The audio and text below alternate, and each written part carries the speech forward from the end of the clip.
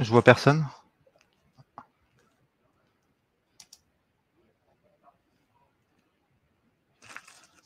Bonjour tout le monde, bienvenue au lundi du CEP. Donc nous allons patienter encore quelques minutes. Nous allons commencer vers 11h30, 11h32. 11h32, le temps que tout le monde se connecte. Donc meilleurs vœux à tout le monde.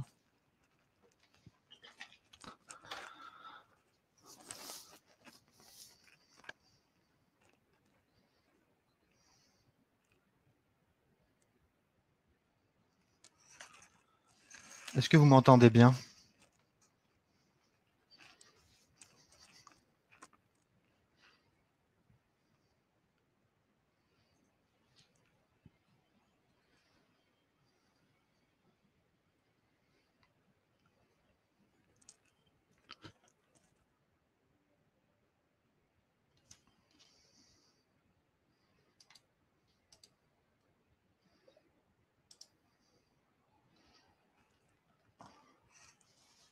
Ok Marie, si tout le monde m'entend bien.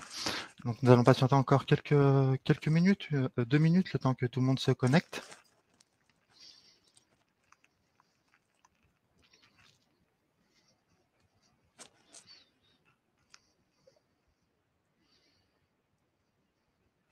Meilleurs vœux à tout le monde, merci.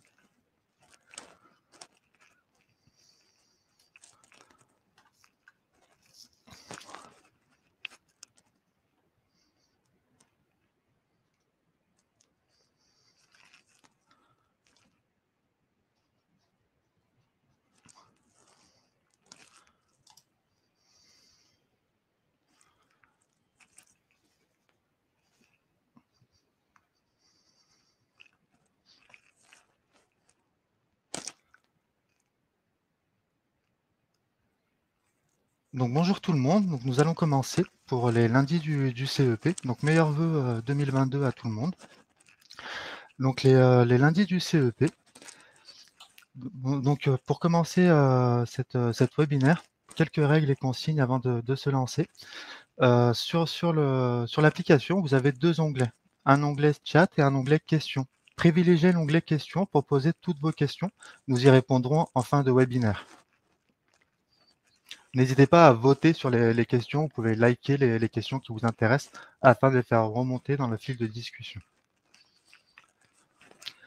Donc pour vous présenter les lundis du CEP, donc les lundis du CEP, c'est un événement destiné aux salariés ou aux indépendants, 100% en ligne, gratuit, sur différentes thématiques liées à l'évolution professionnelle. En effet, en 2022, donc c'est déjà la 2e édition des lundis du CEP.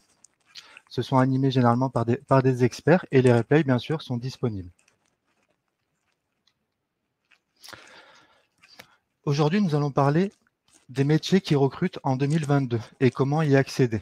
L'objectif de cette webinaire est de repérer des métiers qui recrutent et de sécuriser son parcours de reconversion avec un accompagnement en conseil en évolution professionnelle.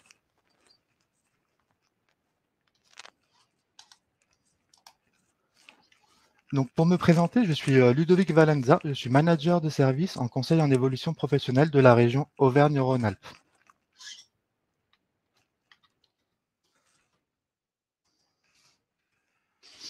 L'objectif de cette webinaire, c'est d'aborder plusieurs thématiques. Dans un premier temps, nous allons essayer de se familiariser avec les termes qui décrivent le marché de l'emploi. En effet, nous allons voir qu'il existe plusieurs types de métiers qui recrutent et nous allons essayer de les définir ensemble. Nous allons aussi identifier des sources d'informations fiables. Sur Internet, vous allez retrouver beaucoup d'informations qui sont diverses, contradictoires.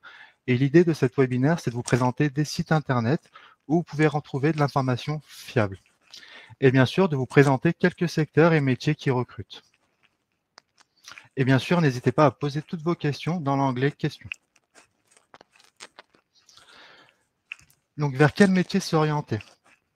Pourquoi cette question? Parce qu'en effet, quand vous avez des projets de reconversion, si vous voulez faciliter les chances de reconversion par rapport au dispositif de financement, il est important de viser des métiers qui recrutent. Et il existe 3 typologies de métiers qui recrutent. Les métiers émergents et en forte évolution. Donc là, ce sont des métiers qui subissent une évolution suite à des innovations technologiques ou à l'invention de nouveaux usages. Vous avez des métiers qu'on dit porteurs avec un fort potentiel de recrutement, des fortes perspectives d'emploi. Et vous avez les métiers dits en tension, où il existe des difficultés de recrutement, où il y a une pénurie de main-d'œuvre. Nous allons commencer par les métiers émergents. Donc les métiers émergents, les métiers qui sont dits émergents apparaissent suite à des innovations technologiques ou à l'invention de nouveaux usages. Ils permettent de répondre aux besoins en compétences du marché du travail et de sécuriser les parcours professionnels. Les métiers qui émergent, ce sont des métiers où il y a un besoin de main-d'œuvre, où il y a des compétences, où il y a des personnes à former pour découvrir pour ces nouveaux métiers. Qui est-ce qui identifie ces nouveaux métiers?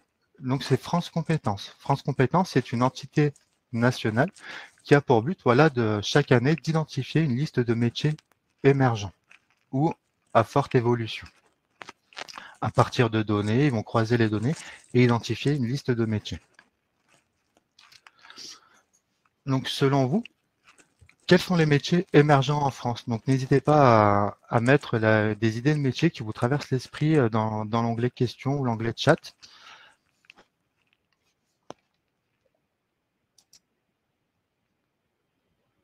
Donc dans le numérique, donc tout ce qui est lié au numérique et à l'informatique, oui, en effet, on va retrouver des métiers dans ce secteur d'activité-là.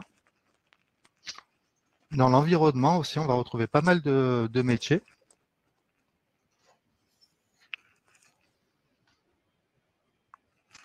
Tout ce qui est lié aux réseaux sociaux, donc ça, on va le voir par la suite. Service à la personne, donc en effet, vous allez retrouver tout ce qui est lié au sanitaire et social, mais avec des spécificités. RH, paye, compta. Alors, dans toute la liste de métiers que vous faites défiler sur l'écran, en fait, on va avoir plusieurs choses. On va avoir des métiers émergents ou, par exemple, des métiers sous tension. Donc, nous allons voir après par la suite quelques métiers sous tension. Donc, les métiers émergents concernent plusieurs secteurs d'activité. On va retrouver des métiers émergents, donc 28 métiers émergents. Par rapport à 2021, il y en a 5 de plus. Ces métiers émergents, on va les retrouver dans divers secteurs d'activité, dans le bâtiment, dans l'informatique et numérique, comme vous avez pu le citer à travers le chat, dans les nouvelles technologies et le numérique, dans l'environnement et la nature, dans l'électronique, l'industrie et dans d'autres secteurs. Et à l'intérieur de ces secteurs d'activité, on va retrouver une liste de métiers qui dit émergent dans ces secteurs d'activité. Par exemple, dans plombier, je ne vais pas tous vous les citer, mais on va retrouver des métiers, ça va aller de couvreur à serrurier métallier à préparateur en déconstruction. Par exemple, dans l'informatique et numérique, architecte Internet des objets ou data engineer. Dans d'autres secteurs d'activité, donc dans l'électronique, on va retrouver des techniciens en électronique, en industrie, un peu plus liés aux nouvelles technologies, au recyclage des productions plasturgiques.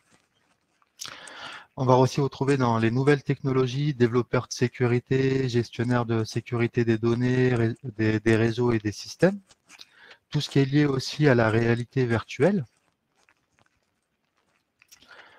On va aussi retrouver une liste de métiers dans l'environnement, éco-agriculteurs, végétaliseurs urbains, paysans herboristes, animateurs, formateurs en technologie agricole, et aussi dans divers métiers qui sont répartis en plusieurs secteurs d'activité. On n'a pas trouvé intéressant de vous les mettre parce que ça ne représentait qu'un seul métier, mais animateur e-sport, électrobinier. Mais suite à cette liste de métiers émergents, logiquement, les métiers émergents sont des métiers qui sont mal connus, qui sont dits peut-être nouveaux parce qu'il y a des évolutions technologiques ou des nouveaux usages. L'intérêt, c'est d'aller étudier après les spécificités de ce métier-là. Quelles sont les missions principales de ce métier? Pourquoi sont-ils émergents?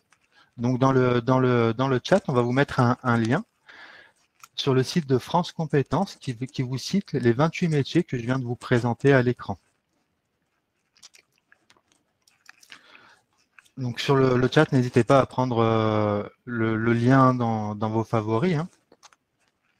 Et sur le site que vous voyez à l'écran, Donc, on arrive sur le site de France Compétences et là, on a une présentation des différents métiers. Ce qui est important sur ce site-là, c'est que ça va donner des tendances. Après, où ça va être important, ben, ça va se dire voilà, de trouver les centres d'intérêt par rapport à ces nouveaux métiers. Par exemple, végétaliseur urbain, comme ça ne va pas nous parler, mais en allant étudier les métiers, en allant étudier les spécificités du métier, peut-être que moi, je vais retrouver des centres d'intérêt en lien avec ce métier. Donc, on reviendra par la suite sur ce qu'on appelle les compétences transférables. En effet, on a tous un parcours professionnel, on a tous une expérience où on a développé des compétences. Et ces compétences-là, ben, selon les métiers, on peut les transférer dans un autre métier. Par exemple, je prends un commercial dans un secteur d'activité qui veut se reconvertir vers un autre métier de commercial. Ben, des compétences qu'il a eues dans son passé, ben, ils sont transférables vers le nouveau métier. Donc l'intérêt après d'aller étudier les fiches métiers de ces métiers-là.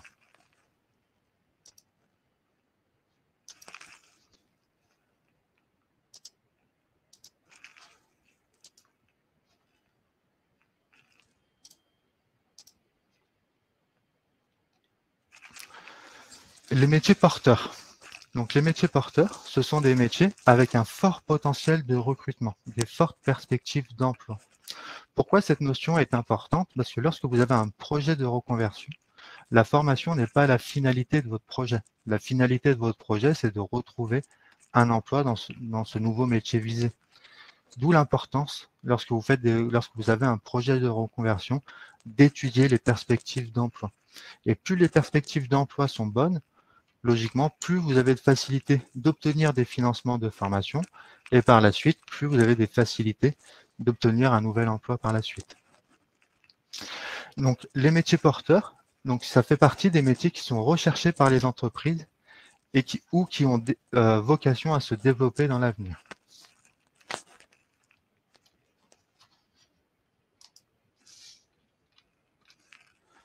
De même que tout à l'heure, selon vous, quels sont les métiers porteurs en France? Avant de vous présenter quelques sites internet pour trouver les informations.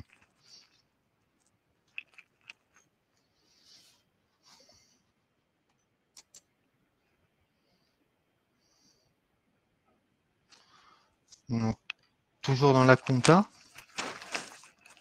la formation, sanitaire et sociale, dans l'environnement, dans l'ingénierie,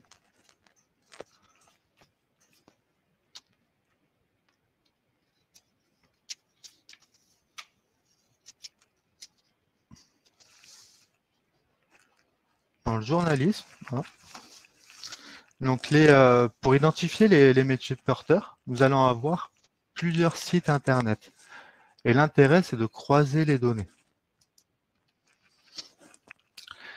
Les métiers porteurs, ce qui est important, c'est vraiment en fonction de votre territoire. Un métier porteur dans la région de Lyon n'aura pas les mêmes perspectives d'emploi, par exemple, que dans le Cantal. Chaque localité a ses métiers porteurs en fonction de son territoire. Donc, il est important, quand vous recherchez des métiers porteurs avec des fortes perspectives d'emploi, de faire des recherches au niveau local. Donc, le premier site que je voulais vous présenter,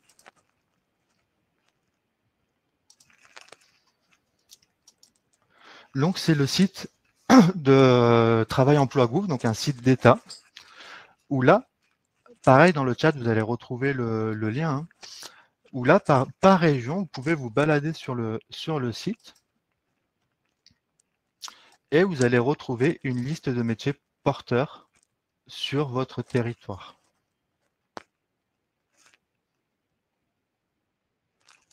Donc, très important de bien faire une recherche au niveau local. Donc là, c'est par rapport à un dispositif transition collective. Donc ce dispositif est un peu particulier, donc ce n'est pas ce qui va nous intéresser aujourd'hui, mais ce dispositif, il a pour but de mettre en lien les personnes vers des métiers porteurs avec des fortes perspectives d'emploi. Le deuxième site que je voulais vous présenter, c'est toujours pareil, c'est un site d'État, stratégie.gouv.fr, où là, vraiment, on va approfondir les demandes, on va les mettre par chiffre. Par exemple, en 2022, vous allez avoir la liste de métiers porteurs au niveau national. Donc, ce sont des données, bien sûr, à croiser avec le niveau local. Après, vous avez le site de Pôle emploi, la météo de l'emploi. Donc, toujours pareil, hein, toujours fonctionner en termes de région lorsqu'on recherche un emploi. Par exemple, si je vais en Occitanie, bien sûr, par rapport au premier que je vous ai montré, celui-ci sur transition collective, ici, c'est encore plus précis parce que là, vous pouvez aller au niveau du département. Donc, si par exemple, je recherche les métiers porteurs en Hérault, ben là, je peux aller vraiment jusqu'au métier porteur de mon département. Et ce qui est intéressant aussi dans ce site-là, c'est qu'après, on fait le lien. Je ne sais pas si vous voyez, je vais mettre un tout petit peu plus gros. On fait le lien avec ce qu'on appelle les fiches métiers et les offres d'emploi directement. La fiche métier, c'est très important. Pourquoi la fiche métier? Ce sont tous les attendus par rapport à ce poste-là, tous les savoir-faire, tous les savoir-être en lien avec ce poste-là. Par exemple, personnel en cuisine, si je clique sur la fiche métier, ça va m'ouvrir l'IMT. Donc là, par exemple, avec le nom du métier, personnel de cuisine, bah, je vais retrouver le descriptif du métier, les compétences en lien avec le métier. Bah, peut-être que dans ces compétences-là, bah, peut-être qu'il y a plein de choses qui me restent à avoir par le biais d'une formation, mais potentiellement, grâce à mon expérience, grâce à mon parcours scolaire, par exemple, bah, potentiellement, j'ai quelques compétences qui sont déjà en lien avec ce métier et des informations sur les mobilités professionnelles. Et surtout, ce qui est important pour vous dans votre projet de formation, c'est quelle est la formation la plus adaptée pour ce métier-là. Tout à l'heure, on m'avait cité le métier de comptable dans la conversation. Le métier d'un comptable, il va exister plusieurs métiers de comptable. Il va exister un comptable, fiscaliste, plus dans la paye, avec des particularités spécifiques, mais il va exister aussi une diversité de diplômes. Il va exister par exemple le titre comptable gestionnaire de paye, assistant comptable. Certes, ils ont tous la même finalité, mais quel est le diplôme le plus recherché sur le marché de l'emploi? Quel est le diplôme le plus demandé par les futurs employeurs? C'est ça qui est très important et vous devez vraiment avoir un regard dessus.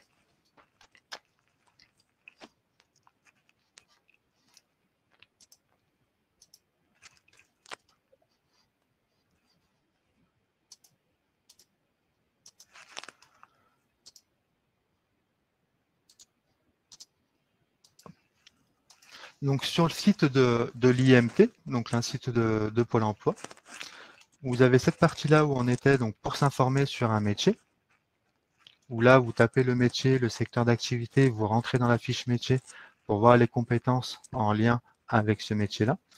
Vous avez aussi par rapport à un secteur d'activité, si vous voulez avoir des renseignements en lien avec un secteur d'activité, et une partie sur de l'information plus générale sur le marché de l'emploi dans votre région.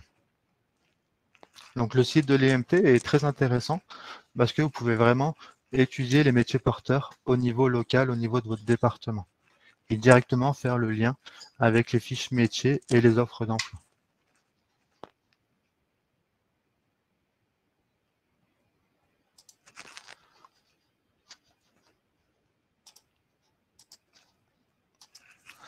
Et le dernier site que je voulais vous présenter, donc c'est un site un peu plus informel, donc d'ARES, donc c'est un site pareil du gouvernement, où là c'est vraiment sur des statistiques annuelles sur l'évolution des métiers.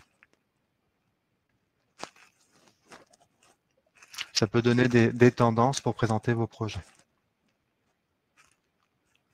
C'est important d'avoir des données un peu statistiques parce que quand vous allez faire des demandes de financement, souvent on va vous demander voilà, quelles sont les perspectives d'emploi, quelle est l'évolution du marché de l'emploi.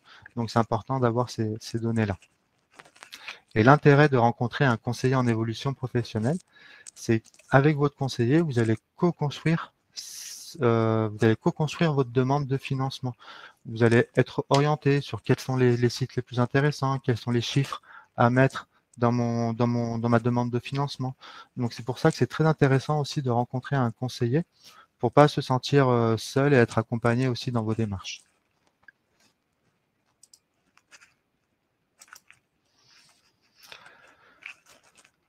Donc normalement, vous avez dû avoir tous les liens dans la conversation. Donc ne pas hésiter, hein, si vous ne les avez pas appris, à les redemander.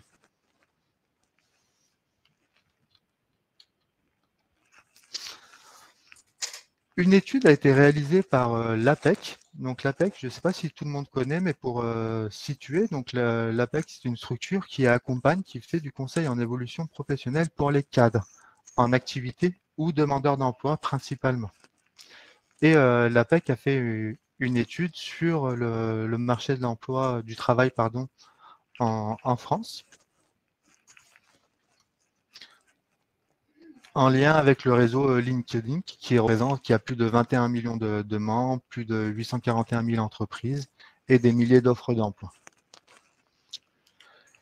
4 grandes familles, en 2021, pardon, de avril à octobre, donc 4 grandes familles de secteurs d'activité sont ressorties en métiers d'avenir. La santé publique, l'aide à domicile, la vente et la distribution, le numérique et l'éducation. Donc, dans le chat, quand je vous ai posé les questions sur les métiers porteurs, les métiers émergents, vous m'avez parlé beaucoup de métiers de santé publique, d'aide à domicile et dans le numérique, un peu dans l'éducation avec la formation, un peu moins dans la vente.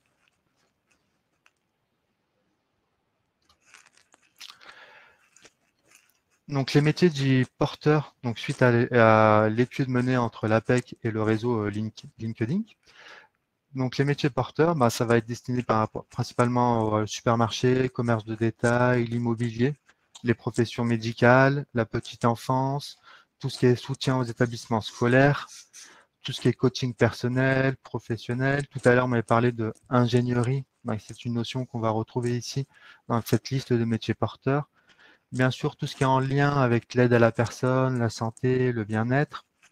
On retrouve aussi les métiers porteurs liés à l'intelligence artificielle et data science. Donc, ça peut aussi, le fait de croiser les données, ça peut confirmer aussi son projet et ses différentes enquêtes. Aussi dans l'assurance, tout à l'heure, on m'a parlé de banque assurance. Donc, il est important, voilà, quand vous faites des recherches sur des métiers porteurs, quand vous posez des questions sur quel métier vous avez envie de réaliser, c'est important de croiser les données, de croiser les sources d'informations.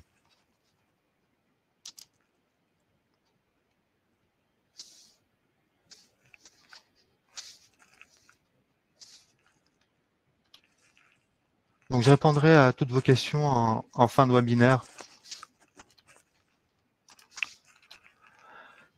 Donc, pour terminer sur la troisième catégorie, donc, selon vous, la même question que pour les deux autres, hein, selon vous, quels sont les métiers en tension et comment peut-on les définir? Donc, qu'est-ce qu'un métier en tension et comment peut-on le définir selon vous?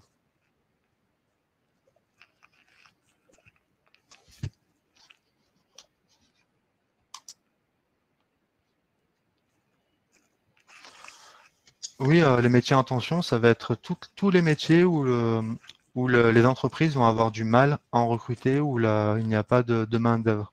Donc, ce ne sont pas des métiers ce sont des offres d'emploi, il faut le dire, qui ne sont pas pourvues, où les employeurs ont vraiment des difficultés. Et dans ces métiers sous tension, vous avez même des employeurs qui proposent des contrats de travail aux personnes avant même de rentrer en formation, tellement que ce sont des métiers sous tension. Donc, les métiers sous tension, ça a de fortes perspectives d'emploi, hein, parce qu'il y a vraiment un manque de main-d'œuvre. Donc là, je vois aide à la personne, tous les métiers de bouche, hein, restaurant, hôtellerie. Une question de Vincent, les métiers en tension ne seraient-ils pas assez payés? C'est propre à chacun. Ça peut être aussi des métiers qui sont plus difficiles, qui ont mal été valorisés par les instances publiques, qui ont une mauvaise image ou que le système de la formation n'a pas permis tout simplement de former des personnes à ces métiers-là. Mais ça ne veut pas pour autant dire que ce sont des métiers qui sont mal payés.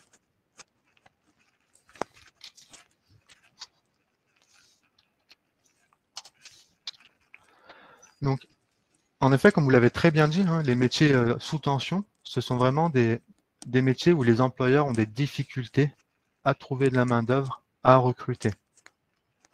Le plus souvent, ils n'ont pas de candidats ou il y a un manque de candidats ou les profils ne sont pas en adéquation avec les attentes. Vous m'avez parlé beaucoup de la restauration, hein, mais on peut, voilà, en prenant le métier de serveur, un métier de serveur, il faut être formé, ça ne s'improvise pas. Donc c'est pour ça voilà, qu'il y a des besoins en formation ou un manque de candidats.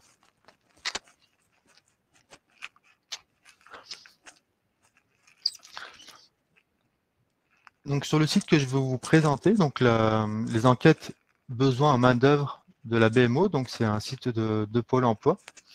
Ce site-là a pour objectif voilà, de vous présenter par géographie, par métier, par secteur, une liste des 10 métiers les plus recherchés, hors saisonniers, vraiment d'axer votre recherche en fonction des métiers sous tension. L'intérêt, il n'y a pas trop de différence entre métiers sous tension, métiers porteurs. Ce sont des métiers où il y a une forte demande de recrutement. Et le plus important, vous, c'est de trouver voilà, vos centres d'intérêt en fonction de ces nouveaux métiers.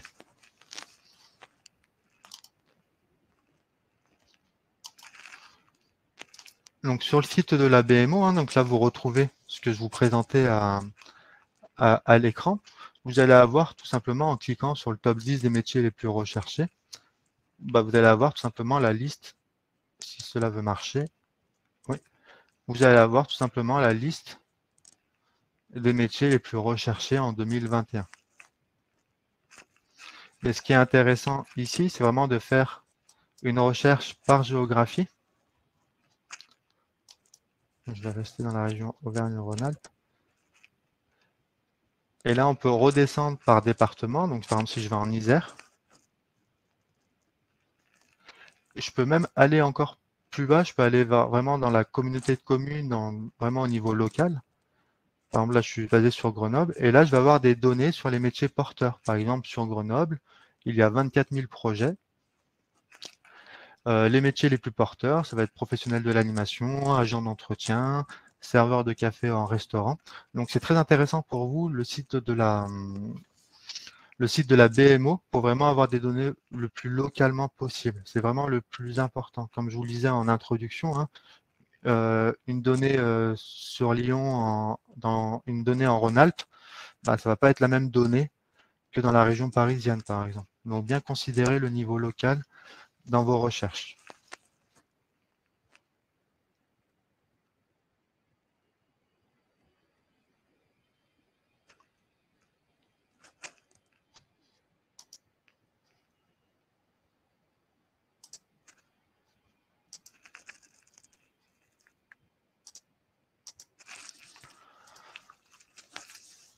Donc là, je vous ai mis sous l'écran donc la liste des les 10 métiers non saisonniers les plus recherchés en 2021. Donc ça reprend un peu la liste que vous m'avez dit, hein, tout ce qui est en lien avec le sanitaire et social, infirmier, aide-soignant, tout ce qui est en lien aussi avec l'aide à la personne, aide à domicile, aide ménagère, les métiers de bouche, hein, la restauration, employés libres de service.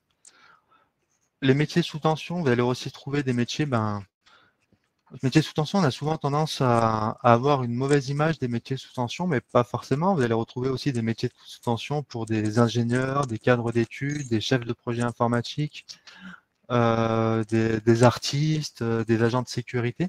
Donc c'est vraiment divers et varié.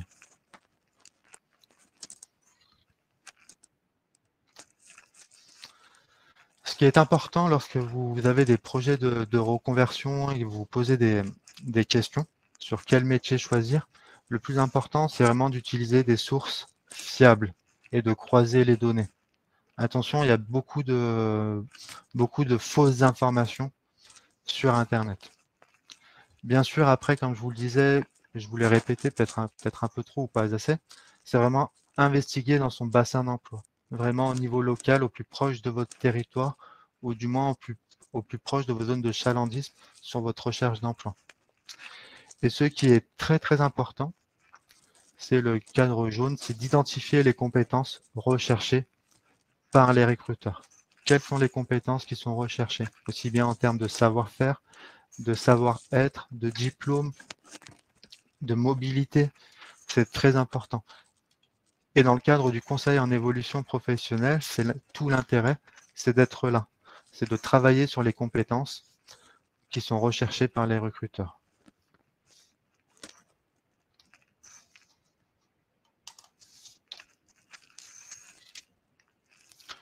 L'intérêt de connaître les métiers en tension, les métiers porteurs, lorsque vous avez un projet de reconversion, bien sûr, c'est de faciliter l'obtention de financement. Un financeur aura beaucoup plus de facilité à vous suivre lorsque vous faites une demande de financement si les perspectives d'emploi sont bonnes. Ça permet aussi de sécuriser son parcours de reconversion. En effet, selon votre situation actuelle, si vous êtes salarié, ce n'est pas forcément évident de mettre en œuvre un projet de reconversion parce que vous êtes, on va dire, actuellement dans un certain confort, vous avez un contrat de travail, c'est un risque que vous prenez dans votre projet de reconversion, peu importe la raison, mais ça permet aussi de sécuriser votre parcours de reconversion, de sécuriser votre demande de financement et aussi de sécuriser votre recherche d'emploi par la suite et du coup de trouver un emploi plus facilement pour mettre en œuvre votre projet. Et le conseiller en évolution professionnelle va co-construire avec vous, va créer du lien entre tous ces acteurs-là.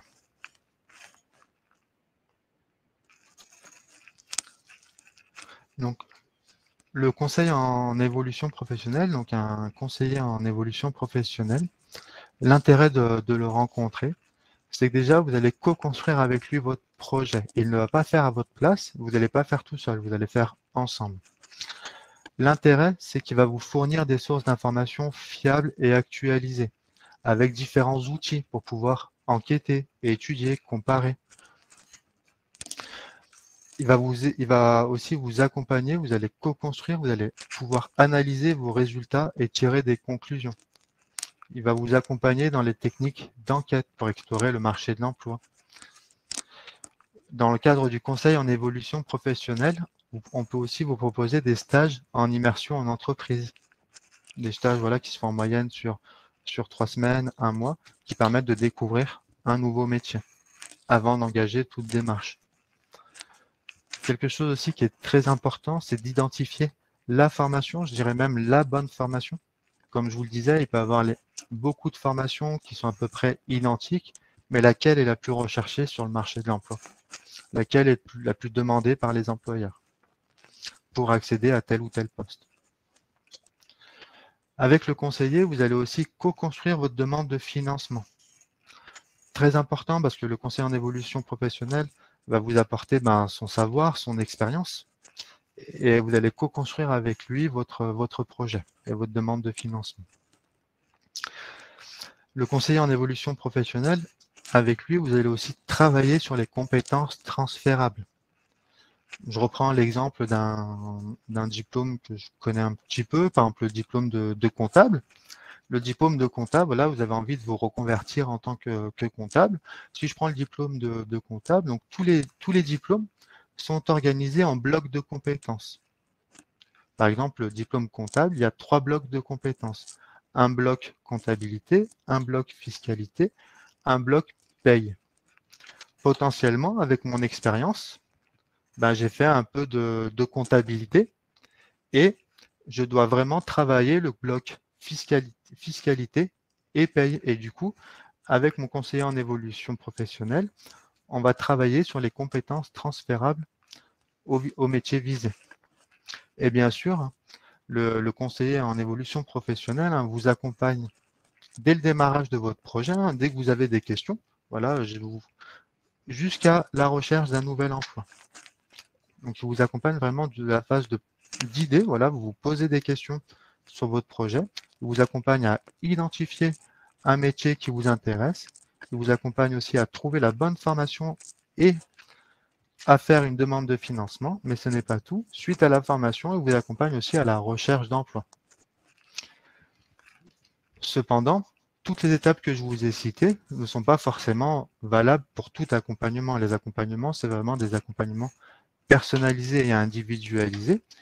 Et potentiellement, si les compétences que vous avez, ce sont vraiment des compétences transférables pour un métier visé, vous n'avez pas besoin de formation, bah le conseiller en évolution professionnelle va vous accompagner directement à la recherche d'un nouvel emploi.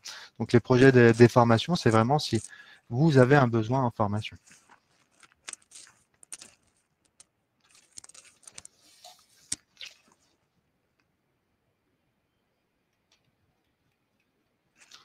Donc,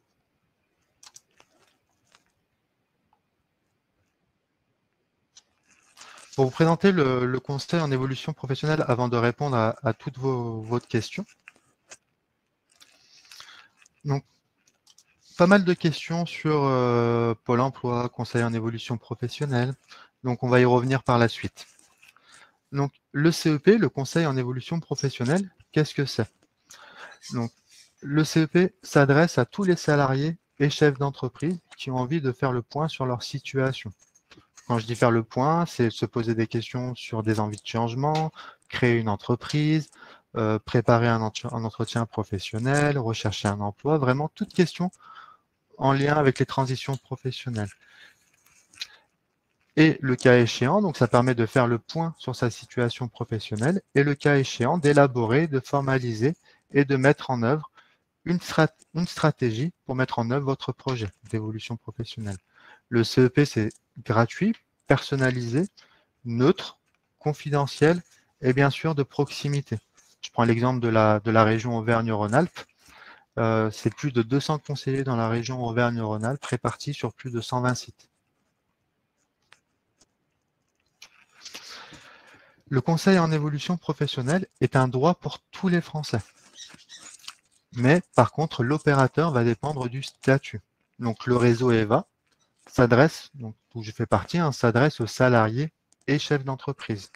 Tous salariés du privé qui sont en CDI, CDD, intérimaires, apprentis, saisonniers, toute personne qui a un contrat de travail ou qui est chef d'entreprise, peu importe la durée de contrat, sa qualification.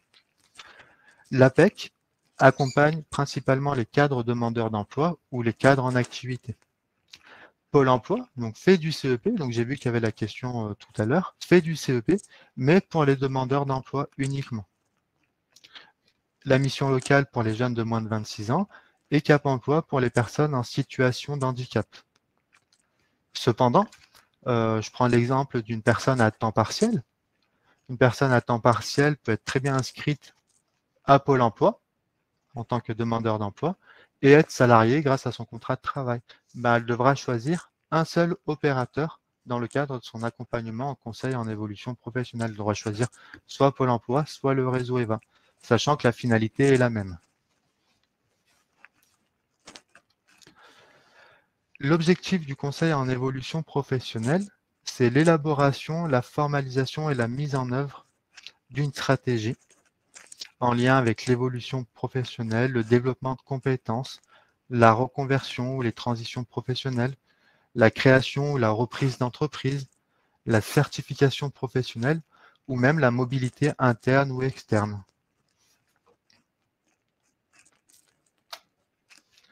Comment ça se passe le conseil en évolution professionnelle? Donc ça se passe en deux niveaux. Un premier niveau où c'est un conseil individualisé et adapté. Généralement, c'est un rendez-vous qui dure en moyenne 1h30 et ça permet vraiment d'exprimer sa demande et de faire le point sur sa situation et d'accéder à un premier niveau d'information. Et bien sûr, à la fin de cet entretien, de définir des objectifs opérationnels, une stratégie pour formaliser son projet. Et par la suite, l'accompagnement personnalisé, ça va permettre d'élaborer votre projet, exemple d'être accompagné dans la demande de financement. Et ça va permettre de co-construire un plan d'action pertinent et être accompagné dans sa mise en œuvre. Donc ça se fait vraiment en deux niveaux, le conseil en évolution professionnelle. Un premier niveau où on établit un diagnostic et on problématise votre demande, et un deuxième niveau où on vous accompagne à répondre à vos problématiques. Comment prendre un rendez-vous avec un conseiller en évolution professionnelle? Donc, c'est assez simple, soit par téléphone ou directement sur Internet, sur mon-service-cep.fr ou par téléphone directement. Sachant que les rendez-vous, comme on s'adresse aux actifs, salariés ou chefs d'entreprise, les rendez-vous, donc c'est du lundi au vendredi de 8h à 19h et le samedi matin.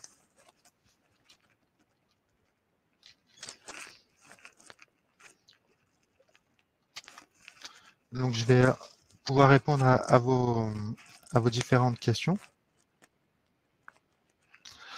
Donc, concernant les opérateurs CEP.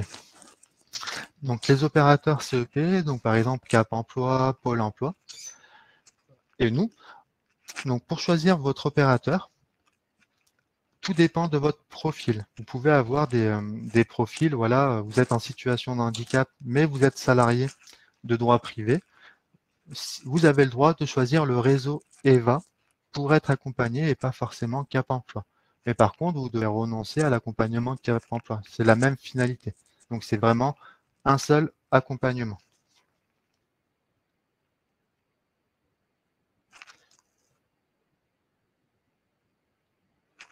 Alors, pour répondre aux questions de santé et toujours Cap Emploi, alors, il n'y a pas de... Vous êtes toujours libre de choisir entre Cap Emploi et le réseau EVA, sachant que Cap Emploi, quand vous êtes salarié ou chef d'entreprise, ne va pas vous accompagner en priorité, ils vont principalement accompagner les demandeurs d'emploi. Donc vous avez le droit de nous solliciter, nous, le réseau EVA, pour être accompagné, même si vous avez des problèmes de santé ou si vous êtes en cours de reconnaissance, travailleur handicapé.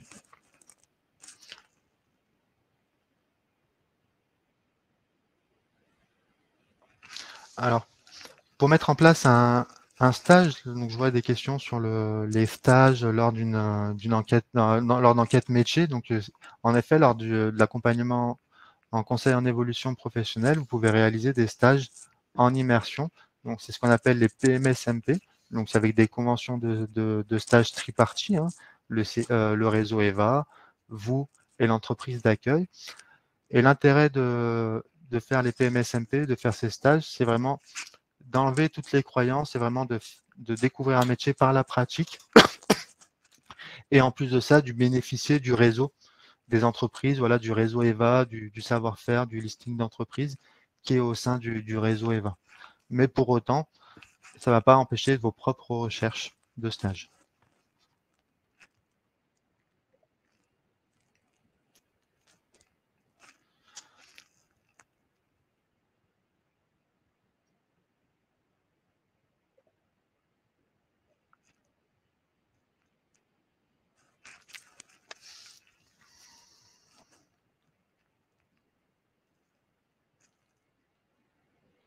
Je regarde les questions, donc n'hésitez pas à rajouter des questions le temps que je descende dans la liste.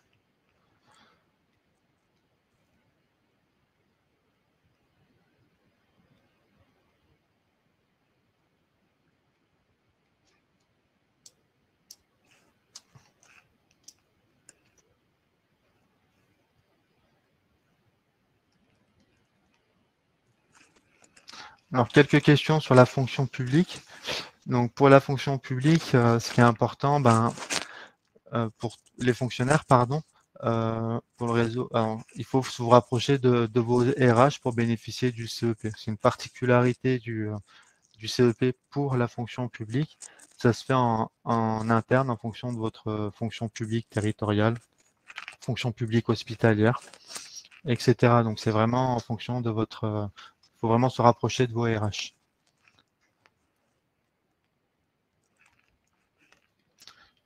Donc, je vois pas d'autres...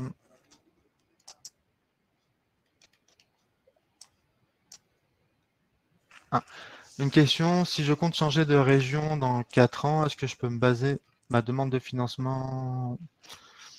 Alors, pour faire les demandes de financement, il faut légèrement, les demandes de financement se font en fonction de votre lieu d'habitation.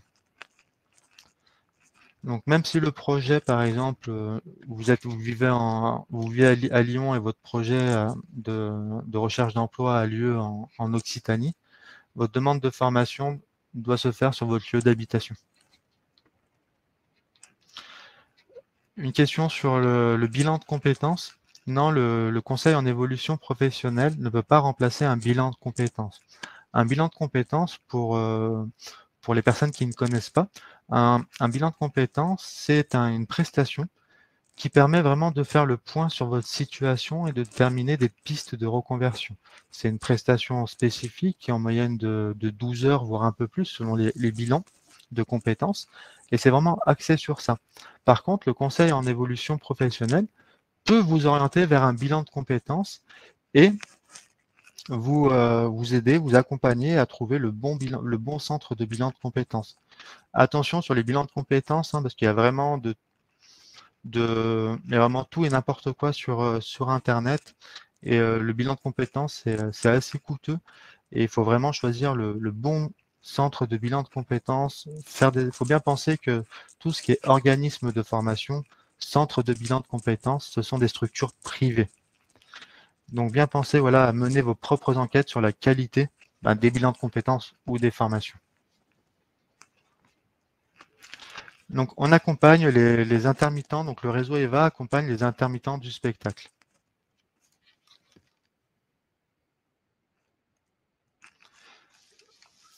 Alors, un bilan de compétences ne peut pas être fait gratuitement, c'est vraiment une prestation payante.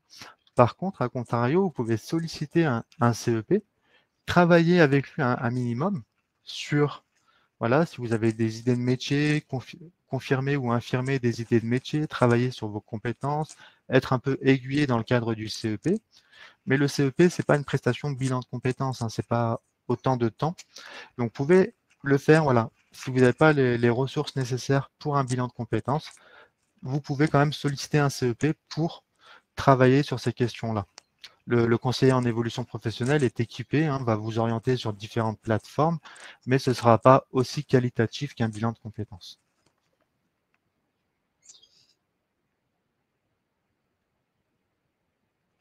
Alors, quand on est salarié, donc je reviens sur mon histoire de stage et de PMSMP, bien sûr, les conventions de stage, les stages dans le cadre du conseil en évolution professionnelle délivré par le réseau EVA s'adressent à tous les salariés.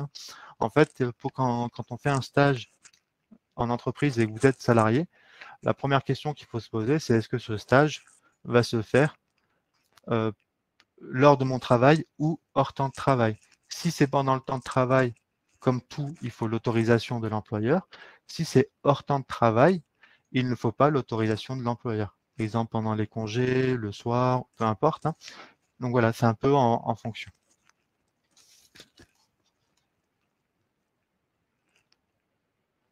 Combien de temps dure l'accompagnement CEP?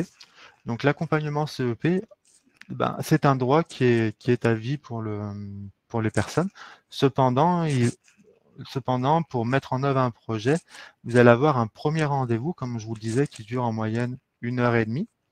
Et après, vous avez un accompagnement généralement qui dure en moyenne entre 3 à 6 mois pour formaliser votre projet. Et bien sûr, c'est en fonction de votre implication, de votre contexte, pour mettre en œuvre votre projet. Mais ça peut vraiment être sur du long terme. Donc voilà, il ne faut pas forcément se soucier du temps, il faut plus se soucier de la dynamique projet. Quelle est la formation des conseillers CEP? Donc les conseillers CEP, donc c'est divers et varié, les conseillers CEP, il y a plusieurs profils. Vous allez avoir des psychologues du travail, vous allez avoir des experts dans tel ou tel domaine, vraiment divers et variés.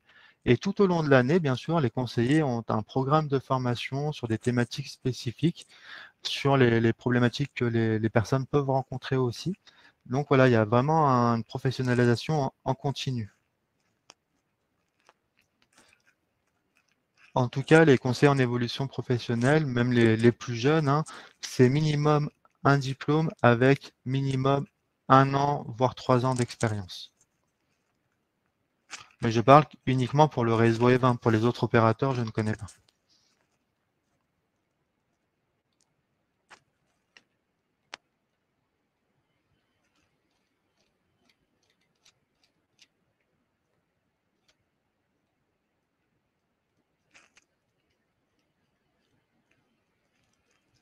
Non, je crois qu'il n'y a plus de...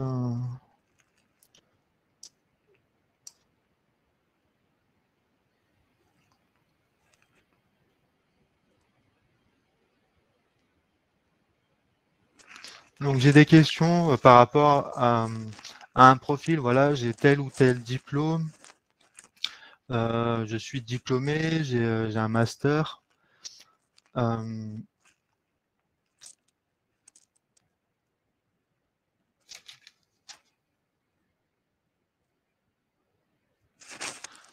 alors, je peux pas vous répondre, Madame Noua, mais oui, parce que c'est vraiment en fonction de votre profil, de votre projet. Et pour moi, c'est compliqué de vous dire, voilà, est-ce que je dois rechercher un stage, un emploi. Euh, à mon sens, les recruteurs recherchent beaucoup de pratiques et il est important d'avoir un peu d'expérience aussi avant de candidater. Et si vous recherchez un stage pour un projet de reconversion, à vous, le stage va vous permettre à vous voilà, de confirmer ou de pas ou de infirmer votre intérêt pour ce métier-là.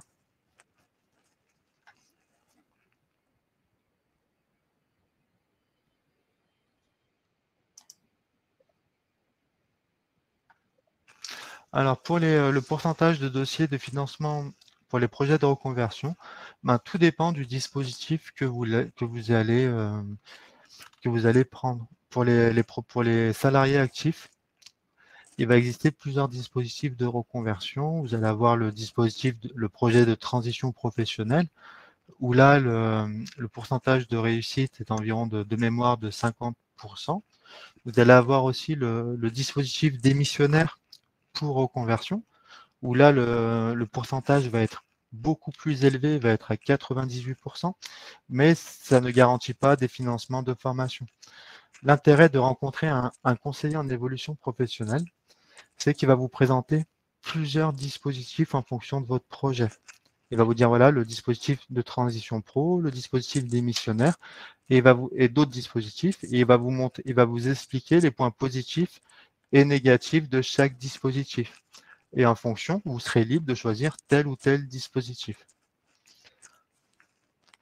Mais le dispositif le plus classique pour la reconversion pour les salariés actifs privés, c'est le dispositif, le projet de transition professionnelle, et on est aux alentours de 50%.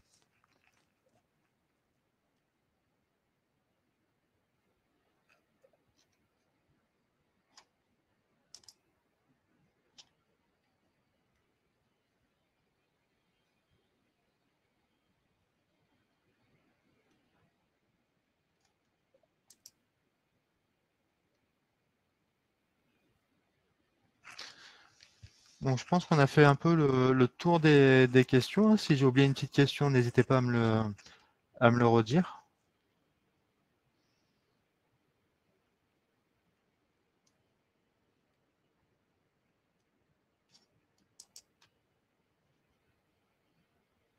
Non, je vois pas d'autres questions. Donc, je vous remercie pour votre participation et je vous souhaite une bonne fin de journée. Merci à vous. Bonne journée. Au revoir.